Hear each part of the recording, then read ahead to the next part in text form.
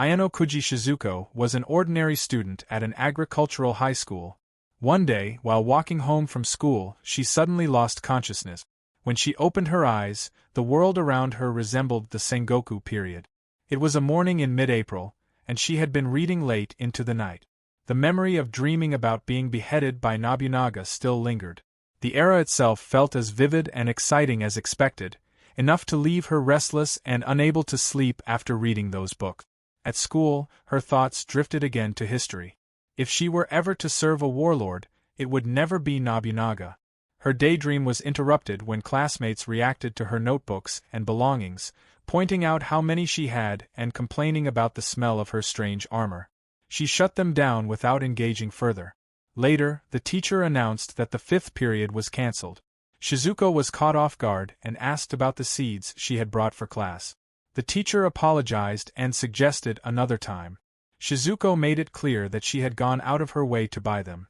With classes ending early, a classmate invited her to karaoke. Shizuko declined, explaining that she needed to speak with her grandfather. She wanted to head home as soon as possible now that she could leave early. Another student commented that doing farm work even at home was respectable, noting her interest in both agriculture and history. After leaving school, Shizuko stopped by a bookstore and bought a volume titled Ancient to Modern Weapon Catalog.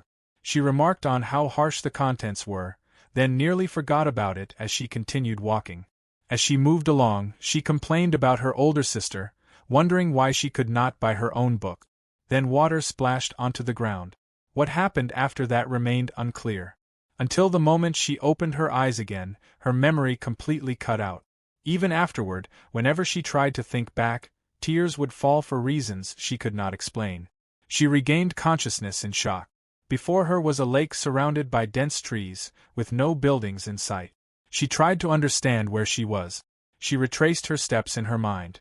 School had ended early, she went to the bookstore, and she walked for a while after that. Nothing explained her current surroundings. Footsteps approached nearby.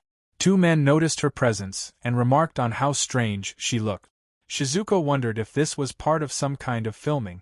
That assumption shattered when she saw one of the men move as if to seize her. Panic took over and she ran, but her backpack was grabbed and yanked back, sending her crashing to the ground. The man immediately pinned her down, restraining her before she could react further. Before anything else could happen, a blade pierced through his back. Blood burst from his chest, spraying forward. Shizuko froze in shock.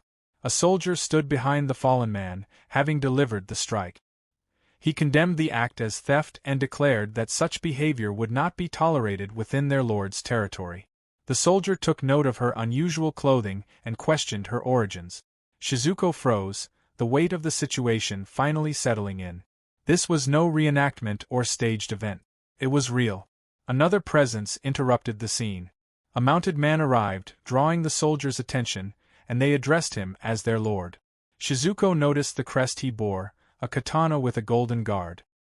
His attire was eccentric, unlike the others, and his presence carried a force that dominated the area.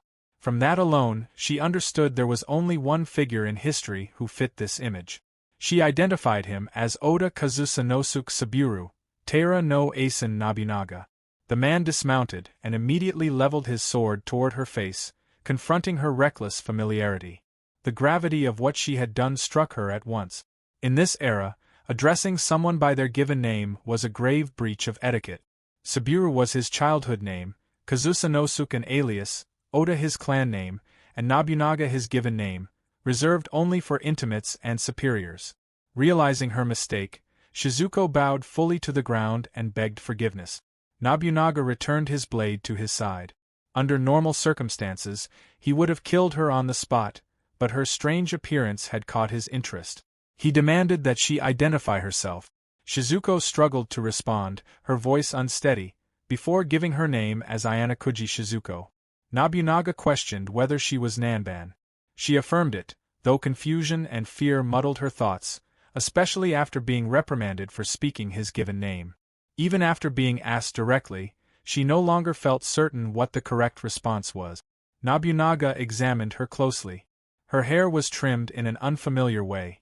Her clothes followed no known fashion, and the materials themselves were foreign. His attention shifted to the bag she carried, and he asked if it also belonged to her. When she confirmed it did, he ordered her to raise her face. When asked again who she was, Shizuko met his gaze only briefly before bowing once more. Overwhelmed by his presence, she described herself as insignificant, nothing more than an ordinary townsperson. Nobunaga pressed further, asking where she came from. She answered Nayanamoto, only to be corrected that they were already in Hinamoto. Flustered, she amended her statement, claiming she had been raised in Nanban. At that moment, a soldier reported that something unusual had been found inside her bag. Nobunaga took the object into his hand. It was her smartphone. He asked her to explain what it was. Shizuko identified it as a mirror, silently relieved that it was powered off, knowing that its activation would only deepen suspicion. Nobunaga studied the device intently, his interest clearly captured by the strange object now resting in his grasp. Shizuko suddenly remembered the book still inside her bag, the ancient to modern weapon catalog. The thought of it being discovered sent a chill through her. Nobunaga watched her closely, noting the shift in her behavior, and judged it suspicious. A soldier suggested extracting the truth by force. Her body trembled as the threat closed in. When a spear was leveled toward her face, panic overtook her. She desperately tried to stop them, insisting that she could be of use. She explained that she had studied agriculture. The soldiers reacted with confusion. Agriculture alone seemed insignificant. Nobunaga silenced them and turned his attention back to her. He questioned whether this knowledge also came from Nanban technology.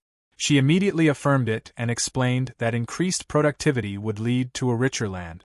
A stronger economy would support population growth, strengthen military power, and reduce the risk of peasant uprisings.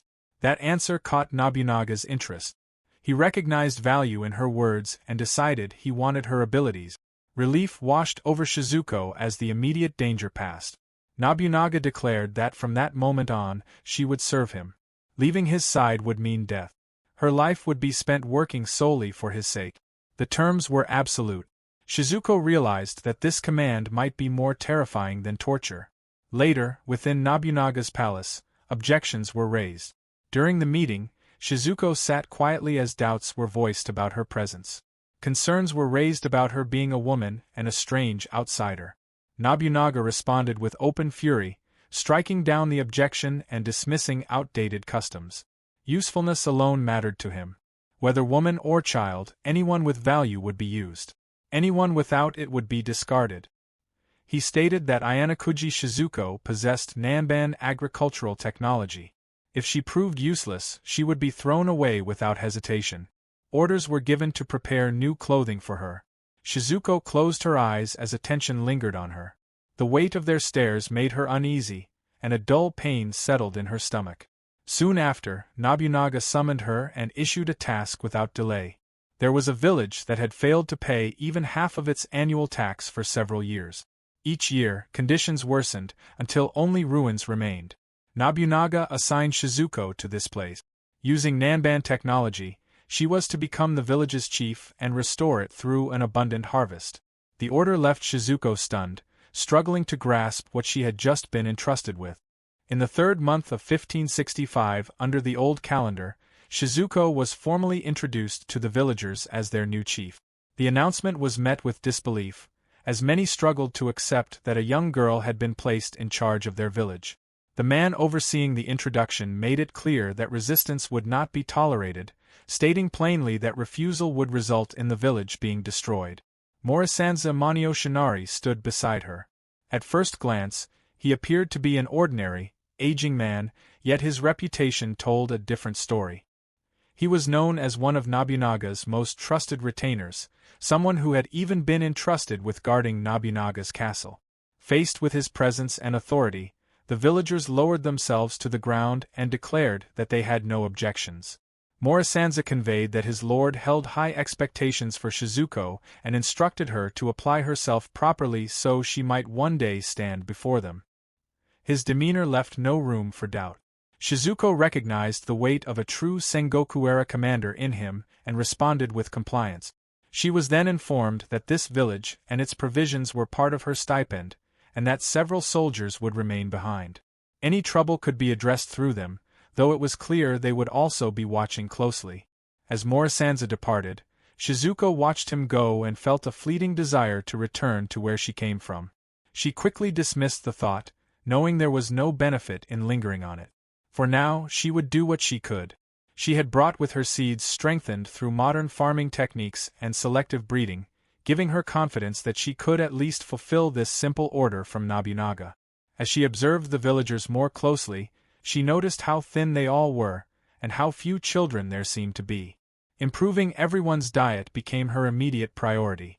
She then introduced herself properly, stating her name and acknowledging her inexperience while expressing her intention to work together with them. With Nanban technology and the seeds she carried, she set her sights on achieving an abundant harvest, and she bowed respectfully.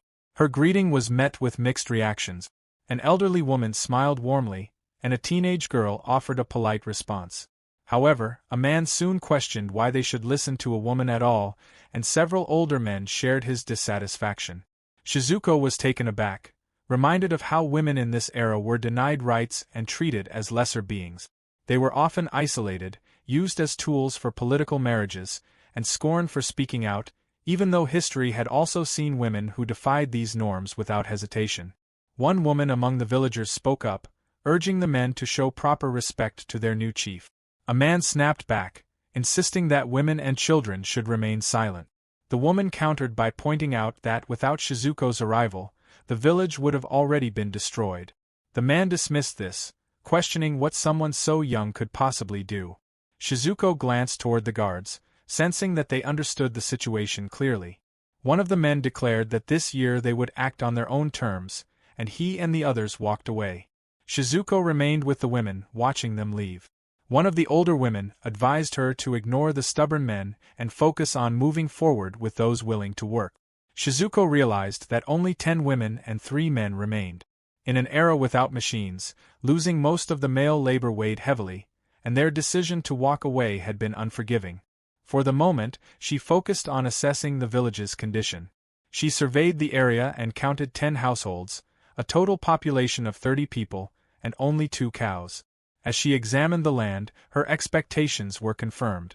The soil was poor, and without compost, cultivation would be difficult.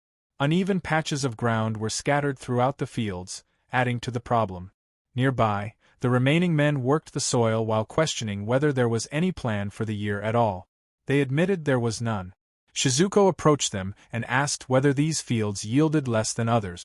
The men dismissed her involvement, insisting that women should not interfere. She pointed out that the sloped terrain caused rainwater to wash nutrients into the river, weakening the soil. One of the men abruptly threw waste directly onto the field. Shizuko reacted immediately, stating that spreading it as it was would not work and warning that it would attract pests and damage the root. The man brushed it off, claiming the crops had simply been bad. She explained that it needed to be turned into compost first, but the man responded harshly and ordered her to leave. Standing back and observing the field, Shizuko understood the situation clearly. With so few willing hands and no cooperation from the men, progress would be limited. She took stock of what she still had at her disposal. If her classes had not been suspended, she might have had nothing at all. She carried seeds for pumpkin, sweet corn, tomatoes, komatsuna, and onions, along with sugarcane seedlings. She also had 3 types of sweet potatoes, Biniazuma, Anuamo, and Satsumemo, along with her cell phone, an annual charger, a medium-sized knife, and a small supply of snacks. Judging by the distance and direction from Kamakiyama Castle, she concluded that this village lay in Owari Province, corresponding to the western part of modern-day Aichi Prefecture. With that in mind, she considered her next steps carefully. After some time, villagers returned with the tub she had requested. Shizuko thanked them and instructed that it be filled with soil first. Once prepared, crops would be planted inside. As she explained the process, the villagers watched in visible amazement. Their reaction made it clear that even basic medicinal or agricultural knowledge had not yet spread here. She briefly wondered whether her presence alone had already altered history, but she also knew that refusing to act would have meant her own execution. She chose to believe that preventing starvation and malnutrition could not be wrong. The next thing they will do is they will make a compost. The villagers are not sure what it is. She explained that when they mix this in a soil, it'll make the crops grow more easily. She instructed them not to scatter waste directly onto the field. When mixed with materials like straw and rice husks, it would become an effective fertilizer. After mixing, it needed to be left to sit for a time. Once that was done, the remaining soil could be tilled. She acknowledged that the work would be difficult, especially for the women, and expressed her gratitude for any help they could provide. Shizuko spent the entire day tending the soil and organizing what little could be done. When night fell, she stayed at the Ume household. As she looked over the meal prepared for her, she realized the situation was far worse than she had first imagined. Even the rice from her stipend had already been distributed among everyone. During the meal, she explained what kind of place Nanban was, describing its convenient technology, the polluted air, and the danger posed by iron horses. The woman listening to her reacted with surprise, finding it to be a frightening-sounding land. As Shizuko lay down to rest, she noticed that there was no futon prepared. She remembered that futons would not become widespread until the Meiji era. Before falling asleep, her thoughts drifted quietly. She missed her futon. She wanted to eat more. She wanted to take a bath. She wanted to see more of the castle.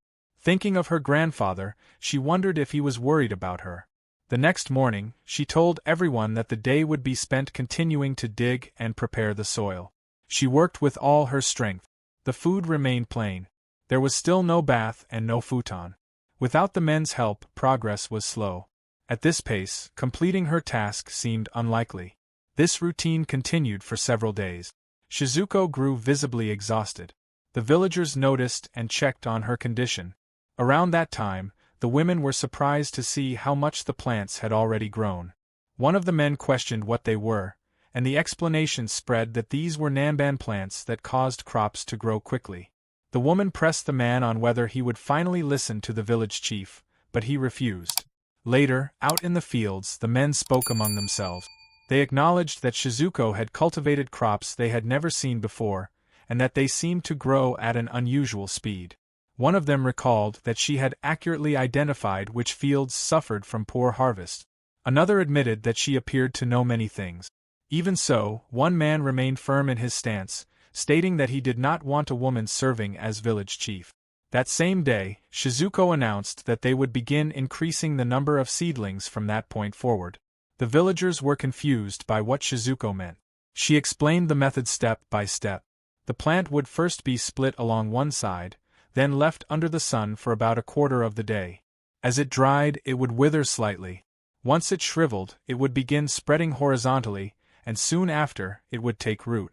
Through this process, a single seedling could become 3, and the cycle could be repeated until they had enough. One of the men happened to overhear the explanation. He caught the woman remarking that even Nanban techniques sounded impossible, and he reacted with quiet satisfaction, convinced his doubts were justified. Shizuko responded calmly, stating that it did not matter if they believed she had deceived them. She asked only that they try it for themselves. When asked where she was going, she said she would return shortly. The woman smiled and agreed, urging her to come back quickly. As Shizuko walked away, one of the guards noticed her and questioned her destination. She answered that she was looking for something she had lost. Being someone out of place in this era, she wondered if returning to where she had first awakened might send her back. The thought proved futile. She could not even find her sister's book. Her thoughts shifted to the villagers. Everyone was thin. If she were to disappear, the village would be destroyed. Under Nobunaga, circumstances would not be considered. The villagers would simply be erased. With that realization, she accepted that there was no other path forward. Back at the fields, the results became visible. The villagers were stunned. A teenage girl noted that the outcome matched exactly what the chief had said. The plants had truly multiplied. The men were equally shocked. From only a few seedlings, the growth had spread rapidly. The crop was sweet potato, a plant that would be introduced to Japan toward the end of the 16th century. Known for its high nutritional value and ability to grow even in infertile soil, it had saved lives during times of famine. These seeds, refined through selective breeding and improved cultivation techniques, were now beginning to alter this era. When night fell, the modest meal and the hard bed left Shizuko slightly unsettled. Bathing, even in a limited form, felt important. As she tried to clean herself with a damp cloth, a group of men suddenly entered the room. She was startled by their presence. The men apologized and explained their position. As things stood, they could not see how the future would unfold, but this Nanban technology seemed worth placing their hopes on. Shizuko listened as they spoke. They made it clear that while they would follow her guidance regarding the technology, they still did not recognize her as the village chief. Another remark followed, crude and careless, suggesting they had assumed she was a man. The moment ended abruptly, and the men left. The next day, Shizuko stood before the fields once more. As she looked over the growing crops, she felt that there might finally be a faint light at the end of the tunnel. Quick break. Like and subscribe if you appreciate the work that goes into this manga. By the 5th month of 1565, 2 months had passed since Shizuko arrived in the village. With the men joining in, the work on developing the fields moved forward without delay. The seeds she had brought from the future grew steadily once planting was finished. Shizuko stood by the field, recognizing the value of being able to use farmland freely. When she was called over to help draw water, she agreed, while one of the men struggled with the task and asked her to fix it instead. The scene reminded her of the Nanban upbringing she was often associated with, and of the reality that this was still the Sengoku era. After reaching this stage, the work became relatively easier. She recalled that the 5th month of 1565 marked the Iroku incident, something her grandfather had once mentioned. Agriculture, she remembered, was a constant battle against nature. That understanding settled in as she anticipated the next challenge, pest control. Her attention was drawn to a deer wandering near the trees. Japanese deer, widespread even beyond Japan, were among the most destructive pests in both the past and present. They reproduced quickly and moved in herds from dawn until dusk. Concern set in as she saw damage already appearing on the plant. She questioned how many there might be. The men could not say for certain, estimating perhaps 100 or 200. Over the past 2 or 3 years, their numbers had suddenly increased. Hunters from the mountains had once kept them in check, but they had disappeared before anyone realized it. In the village, there had been one man skilled with a bow, but he had died of old age the previous year. The villagers looked to Shizuko to resolve the problem using her Nanban knowledge. She acknowledged the situation, considering that asking Nobunaga might lead to a solution, but hesitated at the thought of being seen as incapable if they relied on outside help too soon. She knew they would turn to that option only if they failed to find an answer themselves. She briefly imagined how simple it would be with modern tools like electric fences or the internet, but this was the Sengoku era. For now, she decided they would have to rely on a physical fence for protection. Some found the idea lacking any Nanban flair, yet the decision stood. Aside from the women handling their daily duties, everyone in the village took part in building the fence. At night, fires were lit, and watches were kept in turns to guard the fields. As the work continued, Shizuko began to consider taking the offensive. She approached Kinzo, the village's only blacksmith, and raised the possibility. Kinzo agreed to try. Even without a decisive weapon, they would not move forward unprepared. Preparations were made to set up near the trees, where the deer were known to gather. They concealed themselves in the nearby bushes and watched the deer from a distance. This moment presented an opportunity. Deer meat could help improve the villagers' food situation, which had long depended on limited resources. Using a modified straw sandal, they fashioned a sling capable of holding a stone. Slings were simple stone-flinging tools that had appeared across many regions throughout history, made from materials that varied by land and culture. Shizuko recalled past experiences practicing with similar tools, lessons learned the hard way, and judged that the skill would be useful now. She took aim and released the stone, but it missed. The deer reacted instantly and fled. The speed of its response made her question whether it had sensed the movement even before the stone was released. As they continued searching for another deer, a wolf appeared behind them. Its presence startled everyone. The wolf moved slowly toward Shizuko, close enough to raise immediate fear, then passed by without attacking. The encounter left her unsettled. A thriving deer population rarely coexisted with resident wolves, suggesting it had wandered in from elsewhere. If it were to remain, the deer damage might decrease over time, but for now, its presence only added uncertainty. Several days later, their approach changed. Instead of relying on sound alone, Shizuko used a staff sling with a longer range, incorporating a stick into the design. She launched another stone, confident in the adjustment. The throw missed again, but this time the deer ran directly into a prepared trap. They still had no clear sense of the herd size, so caution remained necessary. The trap was a leg-hold device, a hunting tool used since ancient times. When an animal stepped onto its center, a hook released, allowing the spring mechanism to clamp down with force. The impact alone was enough to render the animal unconscious, making this the moment to proceed. The villagers hesitated at the sight of it, but the purpose was clear. Shizuko intended for the meat to strengthen everyone's health. While meat-based diets had existed in Japan for centuries, laws banning the consumption of livestock had been established in 676. Even so, the practical need for nourishment now took priority, and the hunt moved forward under that reality. These laws had long been resented by the people. Stronger bodies meant better resistance to illness, greater stamina, and lower mortality.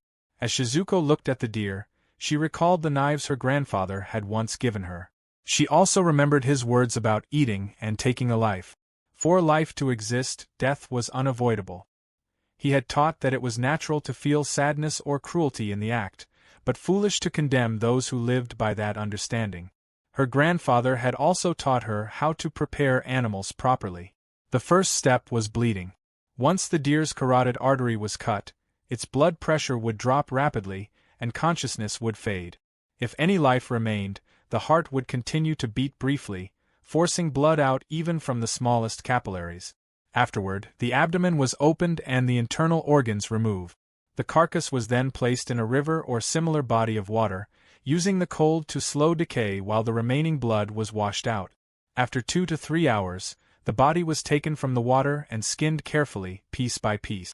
The removed organs were heavily infested with parasites, making them unsuitable for consumption, so they were set aside to be fermented and added to compost. Only the liver showed no trace of parasites, and the bile it contained was edible. Because the liver spoiled quickly, it was cooked immediately. Shizuko shared it with the others. Some hesitated before trying it, but once they did, the reaction was immediate. The taste surprised them, and they reached for more. The remaining portions of meat were prepared to be preserved with salt. Before the work could continue, the men suddenly stiffened. When Shizuko turned around, she saw the wolf again. This time, the situation felt dangerous, likely drawn by the scent of blood. Before anything could happen, the wolf collapsed to the ground. She approached cautiously and saw how thin it was. The sight raised questions. There was no sign of a pack. It may have lost its group and wandered until it could no longer find food. Acting without hesitation, she took a piece of cooked liver and offered it to the wolf. It ate and she followed by giving it water. As she stepped away, doubt set in over her own actions. The contradiction was clear even to herself. Still, when she looked back at the weakened animal, she could not abandon it. She returned to the village with the wolf, leaving the villagers stunned by what they saw. Shizuko carried the wolf back to the village, noting that it was calm and obedient. She offered it food, and as it ate, its condition visibly improved. By the next day, the fence was finally complete.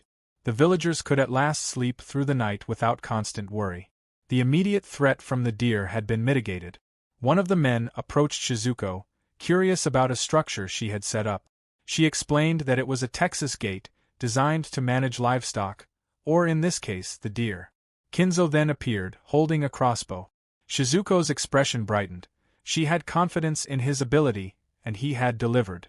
Crossbows, primarily a Western invention, were rare in Japan and far more accurate and lethal than a sling. They required less training than a bow, were safer to carry than firearms, and relatively simple to construct. Shizuko silently acknowledged Kinzo's work, impressed that he had followed her rough blueprint and vague instructions, and gave him a thumbs up. Kinzo, however, looked confused at the gesture. The villagers' attention shifted as a deer became trapped at the Texas gate, unable to move due to the design intended for even-toed ungulates. The wolf, stronger and healthier than before, moved with precision. Shizuko handed it some commands and, using the crossbow, aimed for another deer. One fell immediately, while others scattered, only for the wolf to leap and secure one with its jaws. With the combination of the crossbow and the wolf, the efficiency of their hunts increased dramatically.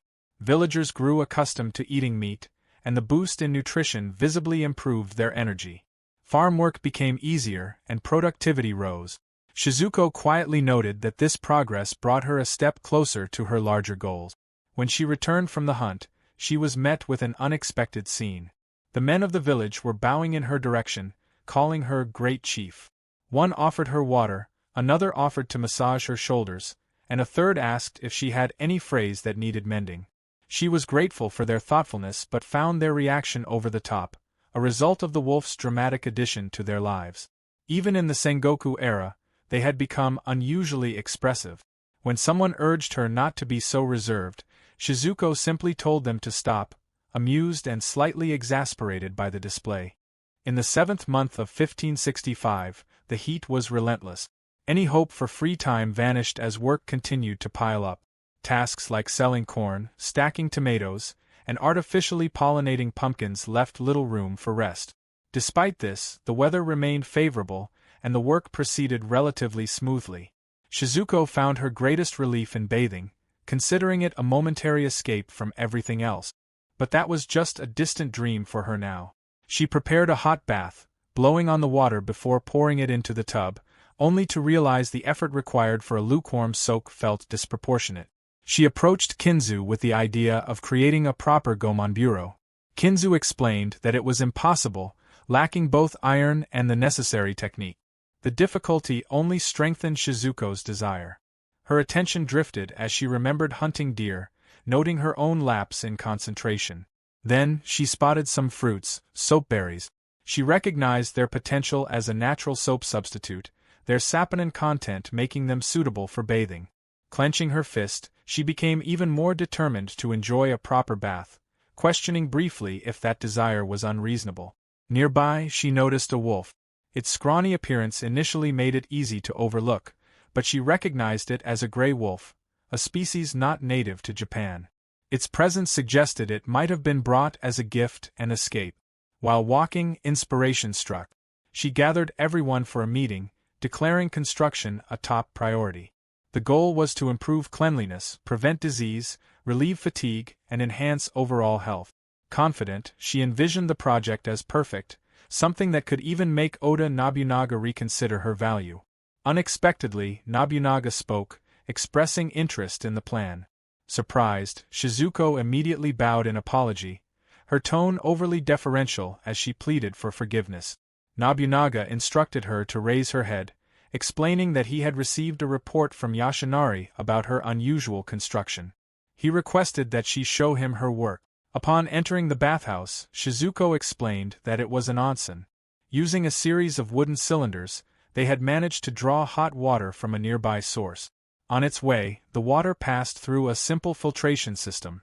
Before she could finish, Nobunaga interrupted, expressing his eagerness to try it. Shizuko hesitated, noting that it had only just been completed and remained untested. Nobunaga insisted, and she smiled, realizing the rumors of his curiosity were true. During the Sengoku era, baths submerged in hot water were uncommon. Steam baths or saunas were more typical. Figures like Takeda Shingen and Yusuji Kenshin had access to hot springs, but only a select few were permitted entry. In contrast, the Edo period would later popularize hot water bathing, especially open-air baths for the general populace. Shizuko wondered if proper practice required cleansing the body before entering. Suddenly, Nobunaga removed his clothes and entered the bath. He instructed Shizuko to begin the cleansing, prompting her immediate compliance. Observing his form, she noted the precision and strength in his musculature, evidence of disciplined training. He questioned the foam in the water, and she explained that it came from powdered soapberries, capable of removing oil and leaving the skin refreshed. The thought struck her quietly: she was washing the back of the demon king of the sixth heaven himself. As Nobunaga relaxed in the warm water, Shizuko watched, anticipation growing. He called the bathhouse a paradise. Their conversation shifted to her past. When asked about leaving Nanbien society, she explained it had been recent, though she was unsure of its exact location relative to Hinamoto. Nobunaga instructed her to report any discoveries immediately, and she agreed. Shizuko speculated that he might be considering foreign trade. Nobunaga praised the onsen again, granting her permission to use it freely. She compared him in her mind to Takeda Toru Harunobu, who had allowed his subordinates access to hot springs once completed. The moment was interrupted when Nobunaga suddenly stood, eyes sharp with anger. He questioned her integrity, suggesting that even if she were a spy, her actions bordered on foolishness.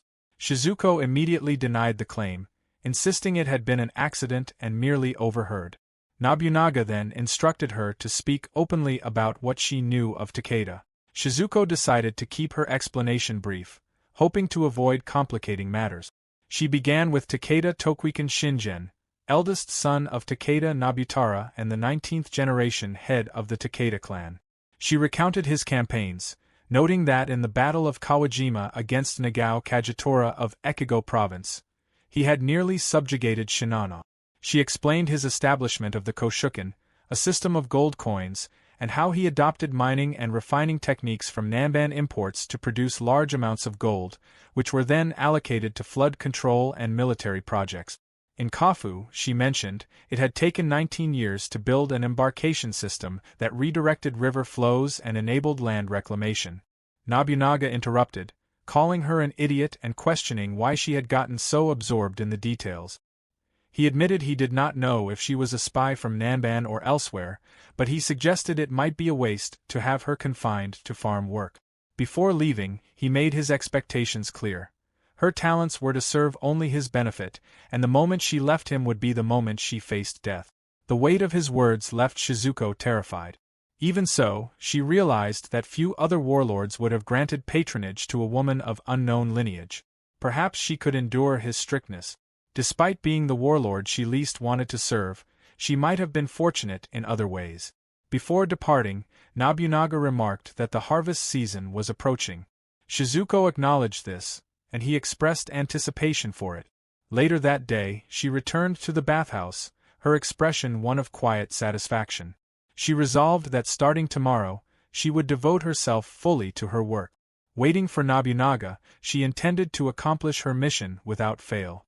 For months had passed since Shizuko arrived at the village.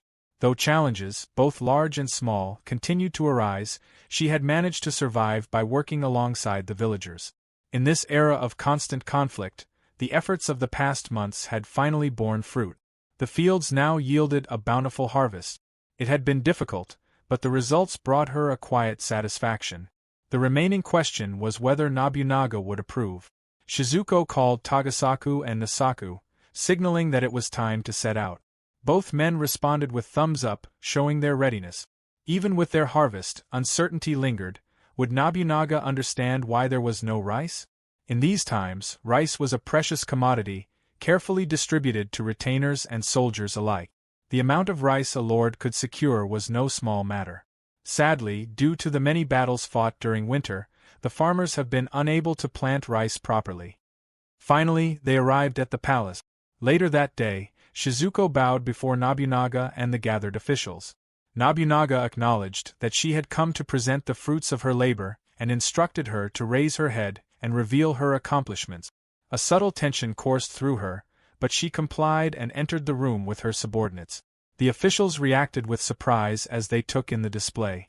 Rows of tomatoes, sweet corn, and large pumpkins filled the space, accompanied by prepared dishes made from the harvest. Shizuko explained that these dishes had been prepared using the crops, inviting them to sample the result. She noted Nobunaga's indifferent expression, aware that his interest in food was minimal, yet hoping for some approval. The presentation included pumpkin and deer meat cooked in miso, boiled corn, sweet potatoes, miso onigiri, and salted tomatoes.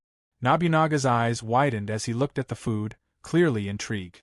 One official asked whether a food taster should be brought in, but another answered that Nobunaga himself had said it was unnecessary. Without hesitation, Nobunaga tried the pumpkin. All the officials watched him closely, waiting for his reaction, while Shizuko stood quietly, hoping he would like it.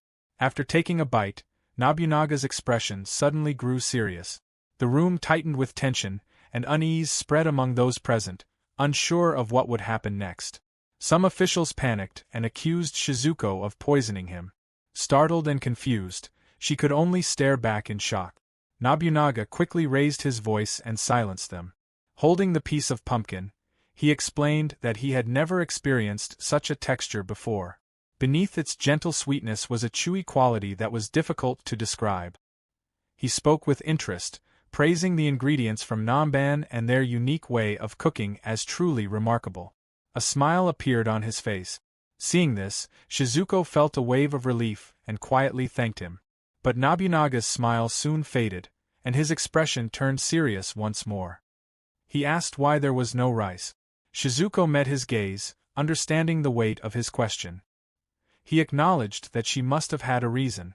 Shizuko explained that while the Nanban seeds had ensured a high chance of success for the task he had assigned, the village's limited manpower meant that cultivating rice alongside other crops would have created problems.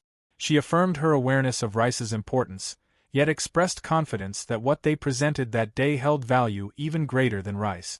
The officials murmured in disbelief, one declaring it impossible, another calling it ridiculous. Nobunaga, however, remained silent, watching her closely, waiting for further explanation. Shizuko requested permission to present an idea she had been developing, one that she called Fukoku Kyuhei. Nobunaga's eyes widened in surprise at the mention. She explained that it was a policy aimed at nurturing the economy while reinforcing military power, a philosophy of creating a rich country with a strong army. It focused on developing national industry alongside military strength, a concept that had its origins in the Eastern Zhou dynasty and later appeared in Japan at the end of the Edo period, intended to counter foreign influence. Shizuko emphasized that strengthening the country required stable infrastructure to support the lives of commoners, something the current supplies fell short of providing. The crops presented that day were resilient against pests and disease, with sweet potatoes particularly notable for their ability to thrive in infertile soil, making them invaluable when rice might fail.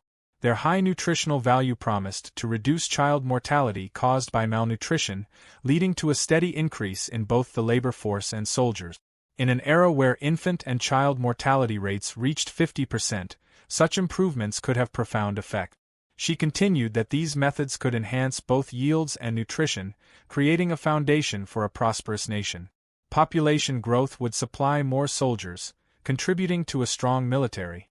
She noted that no state within present-day Hinamoto had implemented such a strategy and expressed her conviction that this approach offered the shortest path toward unifying the country. Nobunaga's eyes widened further, impressed by the depth of her thinking. He acknowledged her thorough consideration of agriculture and recognized the full scope of her capabilities. He declared the plan magnificent, affirming that she had successfully accomplished the task. Shizuko expressed her gratitude, her excitement barely contained.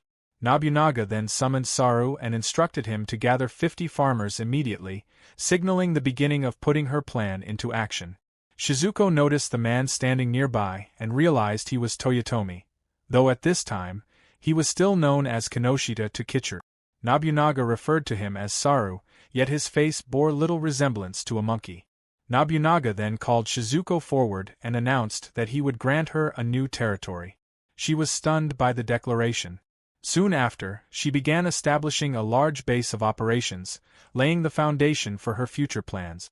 Later, Nobunaga and Shizuko surveyed the surrounding land. He asked for her opinion on the country, and she pointed out that if the ongoing conflicts between states persisted, everything would inevitably fall into ruin. Nobunaga, his expression serious, emphasized the urgency of reuniting the country. Shizuko watched him closely as he spoke. He explained that if they could succeed in unifying the nation, they would surpass other powers like the Ming and the Nanban, bringing prosperity and influence to their land. Shizuko quietly understood the unspoken truth behind his ambition. She knew that Nobunaga would likely never see the unification he dreamed of. Treachery and fate would cut his life short before his goal was realized. In that moment, she resolved to remember not the historical figure of Nobunaga, but the man before her, the life he led, his intentions, and his will. Nobunaga then told her that he would send rewards for her recent accomplishments and invited her to state her wish. Shizuko smiled, a mixture of gratitude and determination reflected in her expression. By the 10th month of 1565, the first roasted sweet potatoes were ready.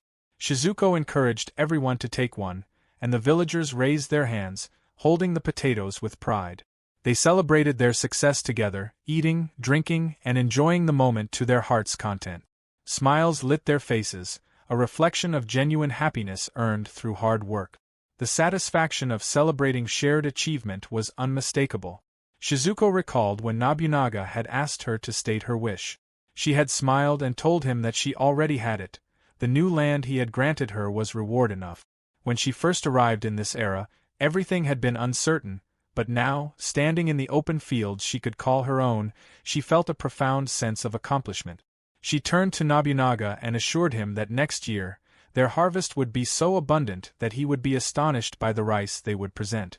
Nobunaga smiled at her, noting her confidence. Shizuko knew that one day she would return to her own time. Until that day arrived, she resolved to move forward at full speed, embracing this era with determination and purpose. Approximately 1 year had passed since Shizuko's arrival in the Sengoku era. Along with a newly granted plot of land, additional workers were assigned to her, and as part of her reward, she was given a large estate. A young maid stepped forward, bowed, and introduced herself as Aya. Shizuko reacted with surprise at learning that the girl was to serve as her handmaid. Morisanza confirmed it without elaboration. Aya offered her service, asking to be informed of any needs. Shizuko returned the bow and greeted her politely, while Morisanza observed the exchange in silence. Aya hesitated, noting that this was the first time anyone of status had bowed to her. Shizuko appeared confused by the reaction. Morisanza dismissed it simply, remarking that such behavior was characteristic of Shizuko Dano. Shizuko apologized without understanding the weight of the gesture. Handmaidens were women who remained close to those of high status, performing menial tasks in service to them. Male servants were known as pages. Pages, in particular, were expected to be educated, well-mannered, and prepared to give their lives for their masters. During times of war, they often served as personal bodyguard. Morisanza informed Aya that from that day onward, she was to devote herself entirely to assisting Shizuko Dano. Aya pledged her loyalty fully, declaring her resolve to be worthy of serving even at the cost of her life. Shizuko responded with a smile, impressed by the resolve. Morisanza then presented another item, explaining that it came from the Lord. Shizuko examined it, initially assuming it to be a letter, before recognizing the mark upon it. She was surprised to see a Chilan signature. Kao were stylized signatures commonly used during the era and did not always reflect a person's real name. Unlike the black and red seals reserved for official documents, Kao were typically used for personal matters or communications directed toward those of lower rank. Written communication required scribes, and Nobunaga himself was known to employ several dedicated amanuenses. Shizuko read the contents and learned that her village was ordered to deliver 25 bales of rice. After informing everyone of the message, shock spread among the workers. The number was far beyond what they believed possible. With the increase in people and land, even a good harvest would make producing half that amount nearly unattainable. Shizuko quietly reflected on the demand, finding it entirely in line with Nobunaga's reputation for being unreasonable. The task ahead was clearly difficult. Shizuko allowed herself a faint smile as she considered how the outcome might change if she applied techniques from another era. The workers noticed the expression on her face, and a quiet excitement spread through the group simply from seeing their chief smile. Shizuko gathered everyone and explained that they would begin by sorting the unhusked seeds using a flotation method. The workers reacted with visible confusion. She proceeded to outline the process, explaining that the seeds would be placed into a solution mixed at a ratio of 1 part salt to 16 parts water. In this solution, only the heavier seeds would sink. These sinking seeds contained higher amounts of endosperm, allowing them to take root properly and achieve a higher germination rate. She explained that this technique had been developed during the Meiji era and was known to increase harvest yields by more than 10%. After selection, the seeds would be left to absorb water for 10 minutes. Care had to be taken with temperature, as excessive warmth could cause premature budding, so the process would be carried out in the shade. Some of the workers questioned the need for such a troublesome method and felt it would be faster to plant immediately. Shizuko looked across the group, recognizing that this approach was unfamiliar to all of them. Before tension could rise, one worker stepped in and urged everyone to remain calm and trust their village chief. His confidence in her was clear, and his reassurance quickly spread through the group. The workers responded with renewed unity, though the newer members, along with Aya, remained puzzled by the exchange. With the seeds set aside, preparation of the paddy fields began. During winter, the fields had been plowed, and the footpaths between them carefully maintained. The soil was then lightly raked, water added, and after several days, the final steps were completed by flattening the surface and scattering rice husk. Despite the increase in farmers, the cultivated land had expanded even more, making the work physically demanding. Some suggested that sowing should begin as soon as possible, but Shizuko firmly rejected the idea of taking shortcuts. She emphasized that precision at this stage was essential, even if the methods seemed unfamiliar. The farmers listened, though many struggled to grasp the reasoning. 1 month after the saltwater selection, the seedlings had grown strong enough for transplanting. Even then, random planting was not permitted. During the winter, Shizuko had prepared a rolling frame for this exact purpose.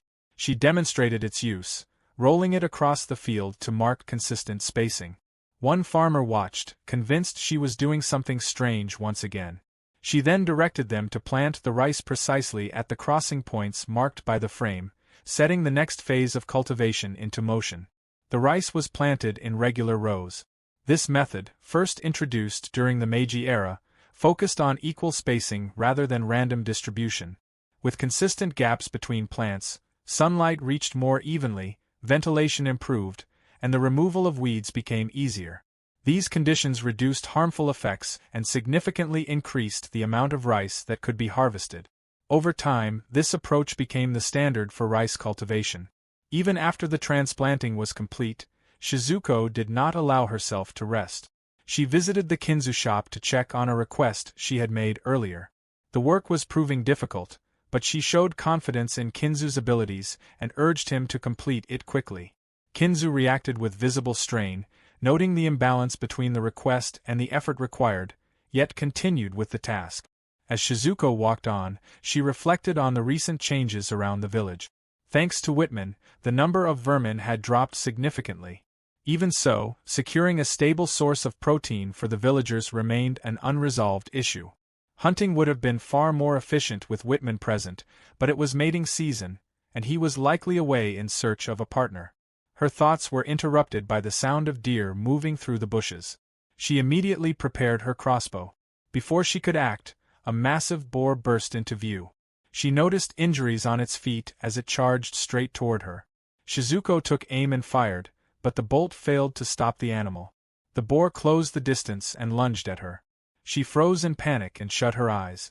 At the last moment, a wolf leapt in and sank its fangs into the boar. Shizuko opened her eyes to see Whitman standing there, accompanied by another wolf. The danger passed as quickly as it had appeared. Shizuko returned to the farm soon after. The atmosphere had shifted. The villagers were in a state of panic, their attention drawn to the sudden disturbance and her abrupt return. The villagers froze when they saw Shizuko return accompanied by 2 wolves. Shock spread across their faces, and some struggled to accept that even one had already become part of daily life, let alone another. The sight alone unsettled the group, though no one moved to interfere. Work resumed soon after. The next task was weeding. The farmers reacted with weary acceptance, already imagining the strain on their backs. Even so, the benefits of the planting method became clear. With the rice arranged in regular rows, moving between plants and removing weeds was far easier than before. Shizuko stopped them before they began in earnest and revealed another tool. It was the rotary weeding machine completed by Kinzu. This device, also developed during the Meiji era, removed weeds while simultaneously stirring the soil. The improvement in efficiency was immediate. As the soil was turned, trapped toxic gases were released, allowing oxygen to circulate in their place. The farmers took turns using the tool, their reactions shifting from doubt to amazement. The work progressed faster than expected. This intertillage weeding was performed twice every 10 days. Even with the machine, the labor remained demanding. Beyond weeding, they continued removing harmful insects and carefully adjusting the water levels of the paddies to maintain stable growing conditions. June passed under steady effort. In July, Whitman's companion gave birth to 5 cubs, adding new life to the village surroundings. By August, the farmers gathered at the edge of the fields and stared in disbelief. An old acquaintance of Shizuko raised a familiar gesture toward the others, reinforcing the trust he had spoken of before. The fields before them were overflowing with rice. None of them had ever seen a harvest like this. Shizuko turned to Aya and asked for her thoughts. Aya responded with reserved admiration. Shizuko studied her reaction and found it unexpectedly restrained. Aya, however, reflected on how every plan carried out by Shizuko had been something unseen and unprecedented. The farmers surrounded Shizuko with praise, their voices filled with awe. Watching from her place beside Shizuko, Aya felt a quiet resolve settle within her. What she once believed to be hidden power from distant lands now seemed to belong entirely to Shizuko herself. Aya accepted her role without hesitation, determined to fulfill the duty entrusted to her, regardless of the cost. September 1566 marked a period when Nobunaga had surrounded Mino and was locked in a prolonged struggle against Saito Tatsuoki.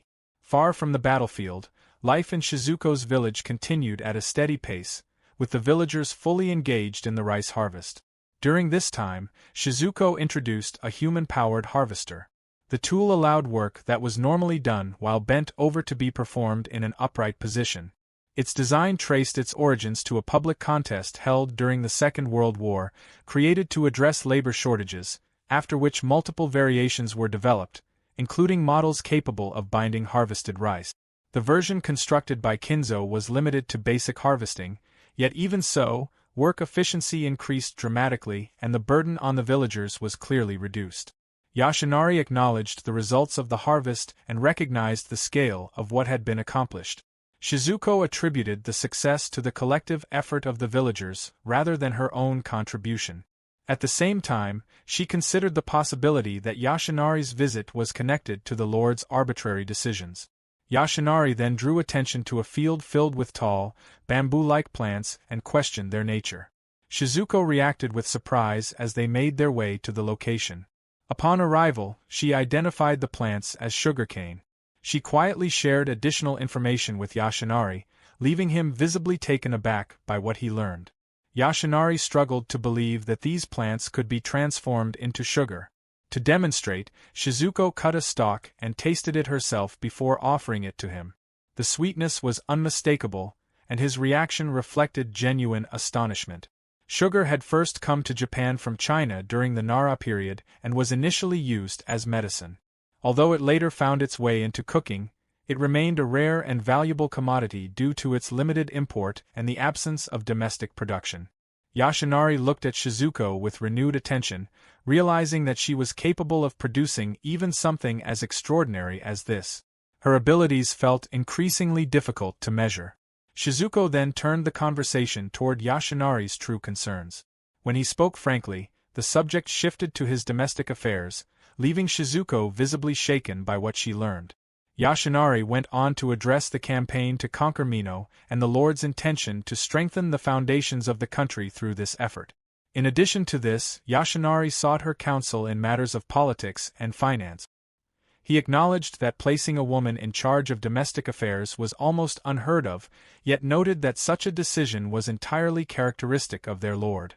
Shizuko understood that this was not truly a request. The decision had already been made. She sensed that refusal was never part of the equation. The scene then shifted to Nobunaga, who was suffering from stomach pain. Meanwhile, in the village, the harvest process moved steadily forward. After harvesting, the rice was bound, dried, threshed, hulled, and milled.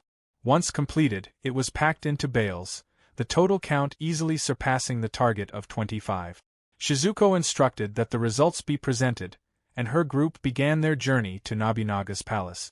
Standing before the palace, Shizuko felt the familiar tension return.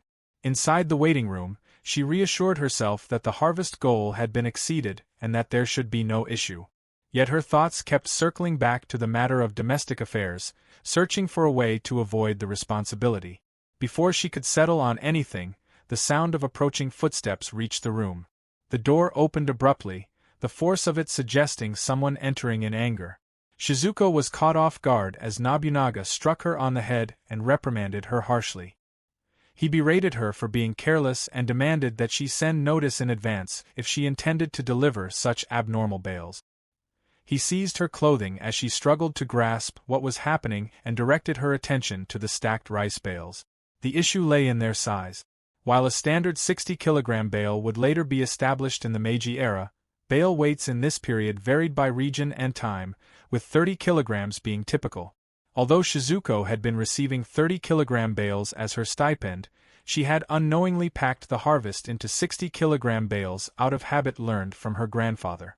The villagers, having grown accustomed to following her instructions without question, had carried out the work without protest.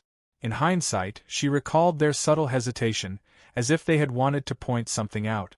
Nobunaga continued his outburst, pointing out that the existing warehouses would not be able to accommodate this mistake. He demanded to know the total number of bales and how many warehouses would be required, pressing for an immediate answer. Shizuko apologized and reported that she had brought 200 bales, some of which had already been moved into the warehouses. She then asked how many standard bales a single warehouse could hold. Upon hearing that the capacity was 200, she requested a brief moment and began calculating. Using the stick she always carried, she drew figures into the ground and worked through the numbers. Nobunaga watched in confusion as she continued, and the workers nearby shared the same uncertainty.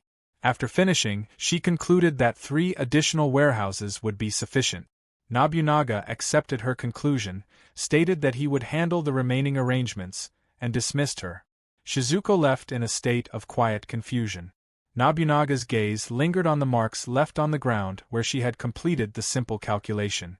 Inside Nobunaga's chamber, he and his officials discussed what they had witnessed.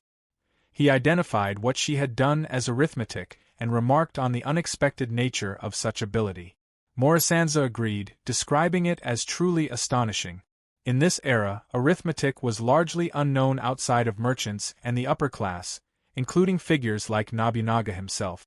More advanced methods were treated as confidential hereditary knowledge, referred to as the way of calculation. Nobunaga asked whether anything had been uncovered about Shizuko's background. The officials reported that not a single detail about her origins could be found. He then asked about the Ayanokoji clan, only to be told that there were no records of a female child like Shizuko being born into that family. Morisanza noted that for someone so clearly gifted to have remained completely unheard of was highly unusual. Another official raised the possibility that she might be from Namban lands. Nobunaga returned to the matter of the harvest, remarking on how unsettling the scale of it was. 200 of those oversized bales amounted to roughly 400 standard bales, all produced by only 100 villagers. He stated that the time would come when her talents would be put to use beyond agriculture and domestic management. However, another official cautioned that placing trust in someone unwilling to speak of their origins could eventually lead to trouble. Morisanza agreed with the concern, noting that excessive trust would be unwise, though he personally believed she was far too straightforward to be a spy. Nobunaga shared that view, remarking that the woman often seemed to have her head in the clouds. At the same time, he stated that he would not be able to tolerate a situation where she was deceived by an enemy agent and defected as a result. That risk was one of the reasons he had chosen to promote her, ensuring she understood the weight of her position. Still, he acknowledged that Kazumasu's caution was valid. Until her origins were clarified, she would need to be handled carefully. Nobunaga added that he had already put a form of insurance in place. Later that day, Shizuko stood absent-mindedly when one of the workers reported that the orders had been carried out without issue. She acknowledged the result and began to walk away, her thoughts returning to the matter of domestic affairs. She reflected that she may have altered the course of agriculture, if only slightly, but that had been done simply to prevent the villagers from starving. Even so, she sensed that her involvement would not end there. She understood that refusal was not an option, yet she still could not fully steel herself to accept it. Whitman appeared, catching her by surprise, and she noticed him carrying her bag. Inside it was the ancient to modern weapons catalog. A faint laugh escaped her as she looked at it, thinking that perhaps, in time, circumstances might somehow settle themselves. At that moment, she noticed Aya watching her quietly from a distance. October 1566. Shizuko set her resolve. Aya reported that Shizuko had requested Yoshinari to acquire a specific item. Morisanza questioned the purpose behind it. Aya conveyed that Shizuko had stated the details could not be disclosed, as it would be troublesome if spies learned of it. The results would take 2 to 3 years to appear. Aya accepted this and confirmed the delivery would be arranged. Morisanza then asked whether she had uncovered anything else. Aya reported that there was nothing in particular. Morisanza expressed his reliance on her, and Aya acknowledged this before returning to Shizuko's residence. At Shizuko's house, Aya entered her room to look for her. She noticed a box and recalled it as the container for Shizuko's important belongings, along with the unusual bow kept there. Before she could approach it, 2 wolves suddenly appeared. One was Whitman, accompanied by his partner. Aya froze at the sight. She then noticed Whitman lying calmly in the room with his mate and their cubs. Shizuko entered soon after. Aya indicated that she had returned from delivering the request. Shizuko expressed her gratitude and acknowledged the help she had received, then offered Aya a potato. Aya interpreted it as an urgent order. Shizuko reacted in surprise, clarifying the misunderstanding through her expression and tone. Aya declined for the moment and left the room. Shizuko watched her go and briefly wondered whether Aya held any resentment toward her. The seeds Shizuko had brought into this era were largely purebred plants. These were varieties with traits maintained consistently over multiple generations, many of them developed through selective breeding practiced by Shizuko's grandfather. That year as well, Shizuko guided the cultivation of various crops toward a plentiful harvest. Alongside this, she had begun several side projects, including beekeeping, silkworm breeding, and poultry egg farming. The season passed under clear skies, with the weather remaining gentle and favorable. Shizuko and Aya ventured into the nearby forest, moving with quiet purpose. Shizuko noticed Aya's fatigue and asked if she was all right.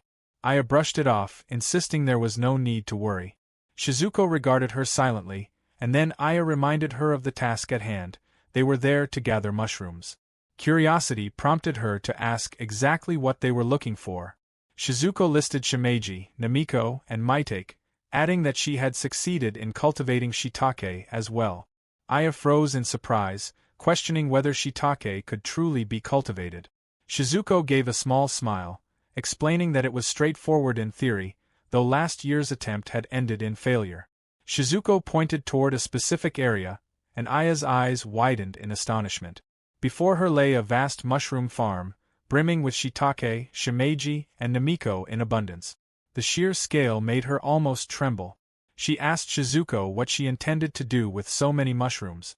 Shizuko answered casually, to eat them, and then added that drying them beforehand would enhance their flavor for soup stock. Aya could hardly believe it, stunned by both the scale of the harvest and the practical knowledge behind it. In this era, shiitake were rare and considered a luxury, long before the methods of cultivation became widespread in the 20th century.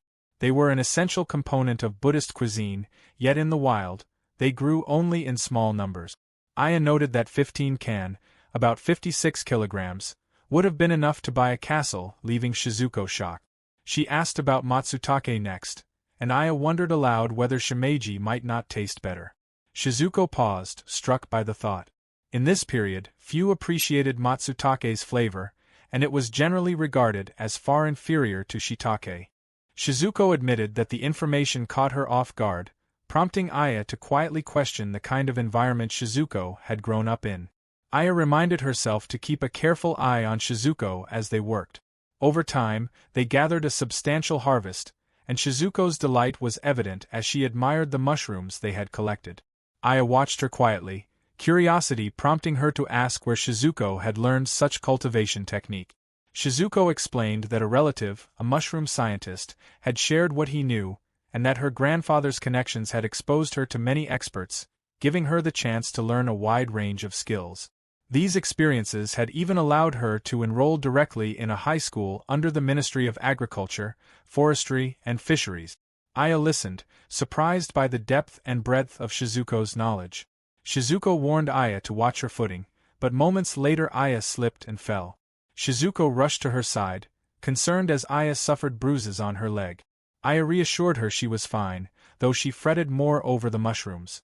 She nearly fell again, but Shizuko steadied her. Aya tried to insist she could manage, yet stumbled once more.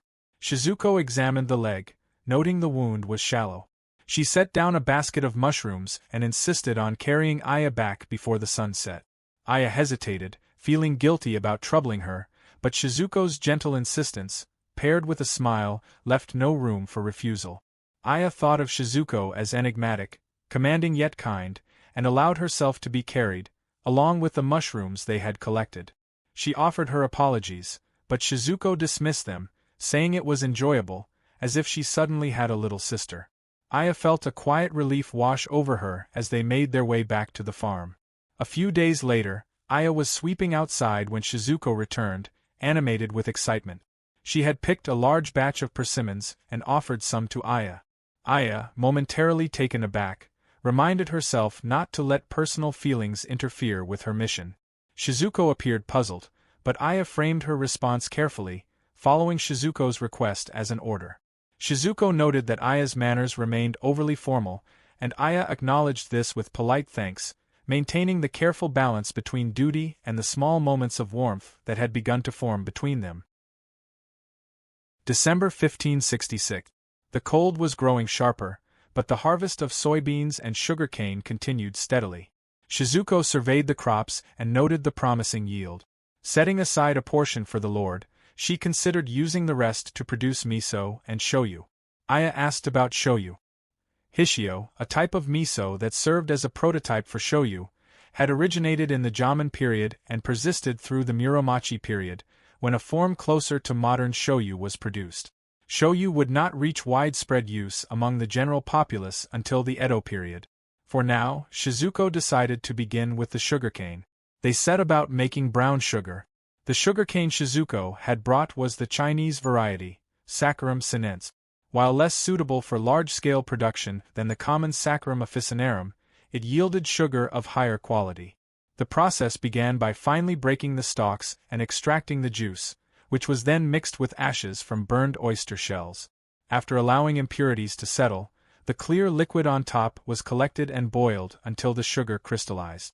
One of the workers tasted the sugar and remarked on its sweetness. Shizuko cautioned against overindulgence. Since ancient times, sweet foods and sake had been treated as offerings to the gods, rarely tasted by common people. Sugar had also long served as a display of wealth and influence, and local production in Japan was scarce. During the Muromachi period, a single kin of sugar, about 600 grams, could be valued at 250 mon, roughly 30,000 yen. Possessing large quantities of sugar signified both wealth and strong overseas connections. The workers observed the liquid thickening, noting the sticky residue forming. Shizuko indicated that the process was nearing completion. Once the water evaporated, the concentrated mass only needed to solidify to become brown sugar. She planned to save some for medicinal use, recalling that sugar had first been introduced to Japan for its healing properties. It had even been applied to open wounds in unusual treatments. Years later, research by an American doctor confirmed that sugar absorbed moisture around wounds, inhibiting bacterial growth and aiding the healing process. Aya entered, calling for Shizuko. Shizuko responded lightly, mentioning she would make sweets later if that was the reason for the visit. Aya smiled, but clarified it was not. She teased Shizuko about being a glutton, prompting a quiet smile in return. Returning to the matter at hand, Aya explained that she had something she wished to borrow. Shizuko could only wonder what it might be. Later, near Nobunaga's castle, the streets bustled with activity. Inside the castle, Shizuko and Aya sat quietly, waiting for Nobunaga. Shizuko's thoughts flickered to the past, worrying she might have made a mistake. Noticing her unease, Aya urged her to remain calm. Shizuko recalled the last time she had been careless, resulting in a strike to the head from Nobunaga. Footsteps approached and Shizuko readied herself. Nobunaga entered the room, and both Shizuko and Aya bowed immediately. He instructed them to raise their heads, his expression bright. Nobunaga praised the offerings, noting their exceptional quality. Shizuko recognized that he was in good spirit. He explained that the shiitake mushrooms and sugar would contribute directly to his war chest, while the soybeans would sustain his war horses, enhancing the strength of his army. This new advantage, he said, would accelerate the campaign to capture Mino. Shizuko realized that her work had tangible military impact. Nobunaga's excitement was clear as he specifically acknowledged her success in cultivating shiitake, a feat that had eluded others, and her ingenuity in producing high-quality sugar. Nobunaga praised the work as truly splendid. Shizuko expressed her gratitude, and he declared that she deserved a reward, offering her anything she wished. Shizuko thanked him, though she reflected quietly that she already had a large mansion, Aya as her helper, and more land than she could manage. Her thoughts turned to the workers and farmers who labored alongside her. She asked if, instead of a material reward, she might request a favor. Nobunaga agreed, encouraging her to speak freely.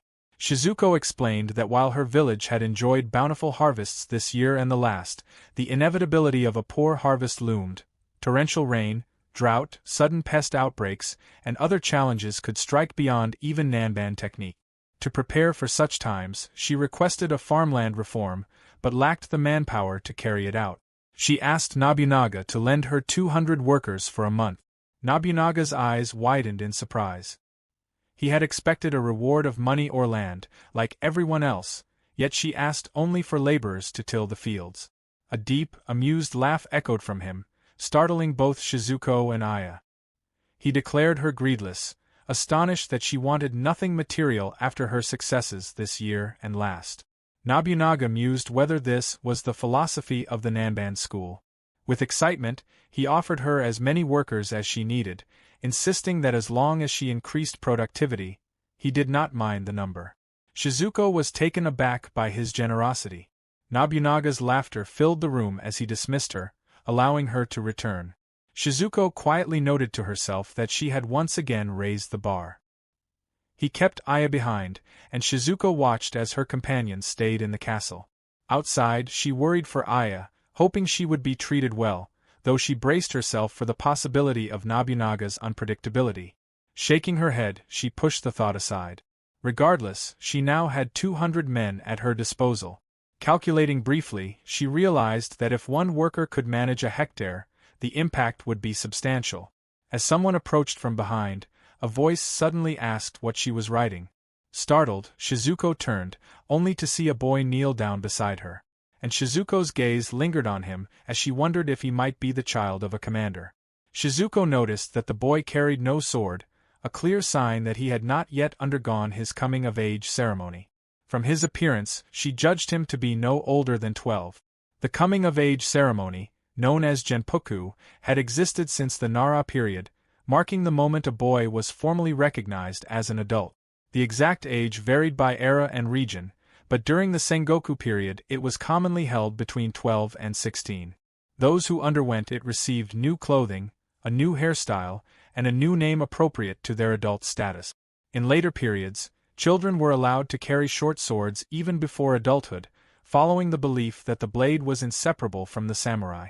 During the Sengoku period, however, the katana itself was proof of adulthood, and children were not permitted to carry one. The boy focused on the numbers written on the ground, ones Shizuko had drawn earlier. He found them strange and wanted to know their meaning. Shizuko explained that they were equations, written in a Nanban style. The boy brightened and pressed further, asking for something related to warfare that he could boast about to his father. Shizuko hesitated. Matters of battle were her sister's specialty, not her own, yet she could not afford to be dismissive toward the child of a commander. She shifted the topic instead. She introduced an ancient military text from the Ming dynasty known as the Art of War, along with other military writings collectively referred to as the Seven Military Classic. As she began to explain, the boy lost patience with the names and wanted to hear an actual strategy. Shizuko chose a passage from the Art of War. She stated that the highest form of victory was to win without fighting. The idea struck the boy, leaving him momentarily stunned as he tried to grasp its meaning. Shizuko elaborated that even complete victory in countless battles was not the optimal outcome. The true ideal was to break the enemy's will without engaging them at all. By winning without fighting, neither side would suffer casualties, and even enemy soldiers could be taken unharmed. The boy nodded thoughtfully but seemed unconvinced. Shizuko added that those who stand at the top should not rely solely on war to resolve conflict. Caution and strategy were equally important, lessons to be taken to heart by any leader. The boy appeared distracted, his attention caught by someone approaching. Before he could linger, he offered Shizuko an interesting quote and asked her name. She introduced herself as Shizuko. He expressed a hope to meet her again, but before she could respond, he had already dashed off. An older man nearby scolded him for wandering off and warned that the Lord would reprimand him. The boy only smiled, energized by the thought of achieving victory without fighting. He was Kiyomaru, Nobunaga's eldest son, later known as Oda Nobutada. Back inside Nobunaga's chamber, the Lord appeared surprised as he examined the item in question. Aya confirmed that she had borrowed it from Shizuko, who had offered it without hesitation. She revealed the weapon, a crossbow bearing the Kinzu mark. Nobunaga's eyes lit up with excitement as he studied it, clearly impressed by its design and potential. Shizuko shivered in the cold. Despite the dropping temperature and the late hour, people had left their homes to gather on the hill. It was the first day of 1567, New Year's Day, and the celebration was in full swing. Villagers ate and drank, honoring the start of the year. Traditionally, the day had been reserved for ancestor worship, but over time, Buddhism and other cultural influences had transformed it into a moment to welcome Tashigami, the year god, believed to bring happiness to every household. Pine decorations called katamatsu served as vessels for the deity, shimenawa marked sacred spaces, and kagamimachi were laid out as offerings. Aya called Shizuko over, signaling the arrival of a messenger. The man bowed respectfully and announced he carried a message from the Lord. Shizuko, noticing the chill he must have felt, prepared persimmon leaf tea and offered it to him, presenting both a hot and a lukewarm option. He sipped the tea and seemed to appreciate the gesture before returning to his official task. The messenger conveyed that the next day, the Lord would host a banquet for his subordinates and requested Shizuko's attendance. He also instructed her to bring the bow known as the kuroutan. Surprised, Shizuko asked Aya if she had already retrieved it, and when Aya confirmed, Shizuko remained puzzled about how the Lord had learned of the crossbow. Aya remained silent. The following day, January 2nd, at Nobunaga Castle, the banquet reflected the rigid formality of samurai society, akin to high society gatherings in later eras. Shizuko chose the formal attire of a commander to ensure proper respect and decorum. She immediately sensed the piercing gazes of others and wondered if her appearance, her height or perhaps cross-dressing, was drawing attention. In this period, the average adult male stood around 140 centimeters, amplifying her presence. After greeting Nobunaga, Shizuko was led to her assigned seat, though the arrangement felt uncomfortable. She noted the placement and questioned the logic, expecting seating to follow a strict hierarchy of importance. Closest to the Lord sat the head of the Oda family retainers, followed by Sanza Moriyoshinari, known for his offensive strategies. Tokugawa Kazumitsu, leader of the Four Heavenly Kings, held a prominent position, alongside Shibata Katsui, considered the strongest general of the Oda clan, and Nobunaga, one of Oda's 5 great generals. The future ruler of all Japan, Kinoshita Tukikairu, and Shizuko sat together. Her face appeared pale and tense, and she felt her stomach churn, though the meals looked appetizing. The banquet unfolded in complete silence, each bite measured and careful. While she ate, her thoughts drifted toward home. Observing Nobunaga as he ate, she noted the contrast between his reputation and his demeanor. The audacious tyrant, known as the King of the Sixth Heaven, demanded strict adherence to etiquette, yet moved with an unexpected elegance. Her mind briefly wandered to rumors about the Tokugawa family, who had allegedly spread unflattering stories about Nobunaga to elevate their own standing. Perhaps those tales were not entirely false. Her thoughts were interrupted as Nobunaga gestured and called her forward. She approached and bowed. He asked if she was enjoying the banquet, and she acknowledged it, though words failed to capture her gratitude for being included in such a formal gathering.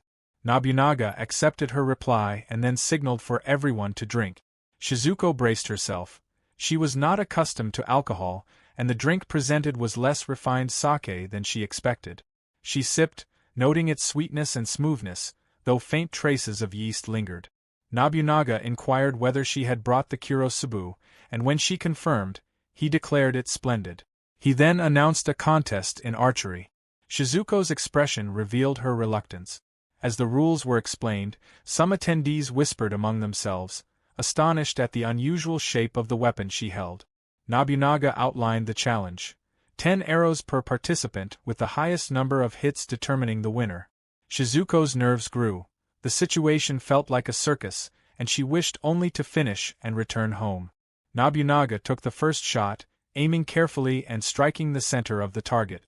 Shizuko was visibly impressed, noting how disciplined his training must be. The spotlight then shifted to her. She loaded the crossbow, finding it less elegant than the display that had preceded it. Officials watched in surprise, some unsure whether it was even a bow or a musket. Shizuko focused on completing the task swiftly. Her shot struck the target with such force that it pierced through, breaking the board entirely. The display stunned Nobunaga and the assembled guests alike. The spectators were stunned to see the crossbow pierce the target so cleanly. Shizuko wished they wouldn't stare at her so intently. Nobunaga's jaw dropped at the display, amazed that such power came from Shizuko's thin arms. He called for another target, this time a suit of armor. Nobunaga took the first shot, striking with precision. When Shizuko fired, the bolt penetrated the armor completely. Both had 10 hits in total. She wondered briefly if Nobunaga was displeased with her performance. Then he summoned her. Startled, she approached as he handed her the bow, instructing her to try drawing it herself. Shizuko strained, but no matter how hard she tried, she could not pull it. Nobunaga told her she could stop. Observing her, he recognized the contrast between her extraordinary knowledge, which could shake the foundations of a country, and her ignorance of basic physical skill. She had no desire to stand out, did not speak out of turn, and would not become impertinent. To him, she was a convenient and easy-to-use pawn. Nobunaga declared the match a draw and instructed Shizuko to leave the kurosubu with him, which she acknowledged.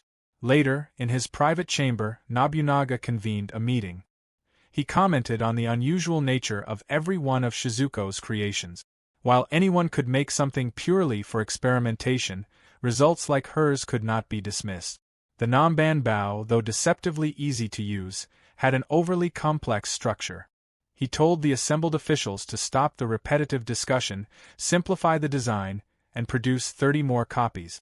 Nobunaga instructed Tokugawa to ensure the 30 crossbows would be ready in time for the next siege. Tokugawa acknowledged the order without hesitation. He then directed Niwa to train 30 soldiers in their use, and Niwa confirmed he would carry it out. Finally, Nobunaga tasked Yoshinari with extracting more knowledge of Ming military strategy from Shizuko. With a serious expression, Nobunaga emphasized that he would obtain her expertise in military affairs, fully aware of the value she could bring.